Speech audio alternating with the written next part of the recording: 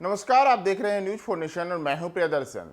सम्राट चौधरी को बिहार प्रदेश भाजपा का नया अध्यक्ष बनाया गया है। तो ऐसे में सबसे बड़ा सवाल है कि अब तक बिहार विधान परिषद में नेता विपक्ष का कार्यभार देख रहे सम्राट चौधरी की जगह आखिर नया नेता विपक्ष कौन होगा, क्योंकि भारतीय जनता पार्टी के लिए भारतीय जनता पार्टी के संगठन और इसकी जो जड़ें हैं उसे बिहार भर में मजबूत करने की अहम जिम्मेदारी सम्राट चौधरी के कंधों पर दी गई है। तो ऐसे में बिहार विधान परिषद में नेता विपक्ष की तलाश के लिए भारतीय जनता पार्टी में कौन कौन से नाम शामिल हैं और इस रेस में कौन प्रमुख दावेदार लोग हैं जो अब सम्राट चौधरी की जगह विधान परिषद में नेता विपक्ष के रूप में लेंगे, इसमें कई दावेदार हैं। भारतीय जनता पार्टी में इन दिनों सम्राट चौधरी को भाजपा प्रदेश अध्यक्ष बनाए जाने के बाद विधान परिषद में नेता विपक्ष की कुर्सी को लेकर के चर्चाएं तेज हो गई हैं। पार्टी के अगर हम नियम की बात करें तो उसके मुताबिक कोई भी व्यक्ति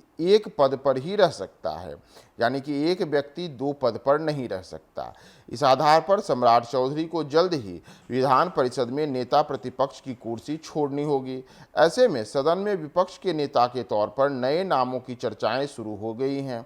कुर्सी खाली होने से पहले ही उस पर नेताओं की दावेदारी की लंबी लिस्ट है और इसमें कई लोग इस रेस में खुद को शामिल किए हुए हैं। बीजेपी विधान परिषद में सरकार का सामना करने के लिए किसी मजबूत चेहरे पर भरोसा दिखा सकती है। इसके लिए आगामी चुनावों को भी ध्यान में रखा जाएगा और इसमें संभव है कि जातीय समीकरणों पर फोकस किया जाए। अगर हम बिहार में मौजूदा समय में भाजपा के अलग अलग प्रमुख नेताओं की बात करें तो जहां बिहार विधानसभा में नेता प्रतिपक्ष के रूप में विजय कुमार सिन्हा हैं जो कि भूमिहार जाति से आते हैं, तो वहीं दूसरी ओर अब प्रदेश अध्यक्ष के रूप में सम्राट चौधरी को कमान सौंपी गई है जो कि कुशवाहा जाति से आते हैं। तो अगर हम जातीय समीकरणों पर फोकस करने की बात करें तो नेता प्रतिपक्ष विधान परिषद के रूप में जनक राम, राजेंद्र गुप्ता, हरी सहनी, प्रोफेसर नवल किशोर यादव की नाम की चर्चाएं सबसे ज़्यादा हैं। इसमें दलित समुदाय से होने की वजह से और सांसद रह चुके और मंत्री का भी लंबा अरसा अनुभव होने के कारण जनक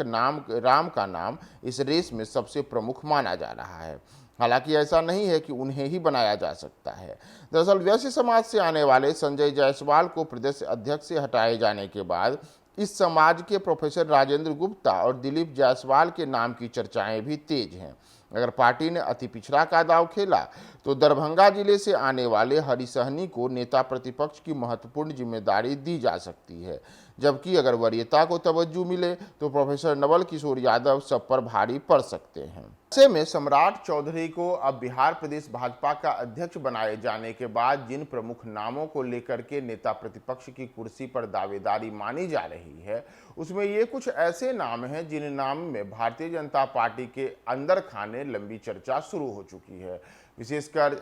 भारतीय जनता पार्टी इस पर भी ध्यान दे रही है कि एक ओर उसने सवर्ण समुदाय से आने वाले विजय कुमार सिन्हा को नेता प्रतिपक्ष विधानसभा की कुर्सी सौंप रखी है, तो दूसरी ओर पिछड़ा अति पिछड़ा वोट बैंक पर सेंधमारी करने के लिए सम्राट चौधरी जो कि कुशवाहा बिरादरी से आते हैं उन्हें अब बिहार प्रदेश भाजपा का अध्यक्ष बना दिया गया है। लेकिन सबसे बड़ी बात है कि दलित समुदाय में अपने वोट बैंक को मजबूत करने पर भाजपा की नज़र है, तो संभव है इस स्थिति में जनक राम को बिहार विधान परिषद में नेता प्रतिपक्ष की कुर्सी सौंपी जाए। लेकिन जैसा मैंने आपको बताया कि यह सब इसके लिए भी ना हो सकता है, क्योंकि भारतीय जनता पार्टी जो कि बनिया और ब्राह्मणों की पार्टी से देश भर में मशहूर है, वैसे में उसके परंपरागत जो वैश्य वोट बैंक हैं उसे नाराज करना भारतीय जनता पार्टी नहीं चाहेगी और प्रतीक के रूप में किसी ऐसे चेहरे को लाना चाहेगी जो उसके लिए मुफीद हो। तो उसमें भी कुछ नाम हैं जिनके नामों की मैंने आपको चर्चा बताई,